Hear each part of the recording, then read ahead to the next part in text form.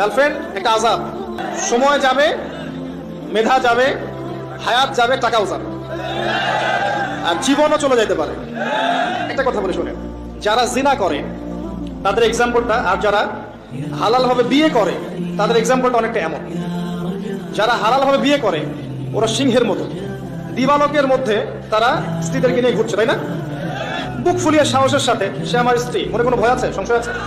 তার চলাটা আলোর নিচে, সানশাইন ডে লাইটের নিচে, সে বুক ফুলিয়ে সিংহের মতো ওয়াইফকে নিয়ে হাঁটছে বা করছে। আর যারা জিনা করবে দেখবেন তাদের চরিত্র হচ্ছে ইঁদুরের মতো। ইঁদুর দিনের বেলা, রাতের এই দিনের আলোর মধ্যে কিন্তু সে কাজ করতে পারে না, সে রাতের অন্ধকারে কাজ করে। কথা বুঝতে পারছেন? যখন আপনি এই যে অবৈধ সম্পর্কে থাকবেন, এটা ইঁদুরের স্বভাব, সিংহের স্বভাব নিয়ে নেন, হালাল ভাবে বিয়ে করে দিবালোকে স্পষ্ট ভাবে স্ত্রীকে নিয়ে ঘোরেন।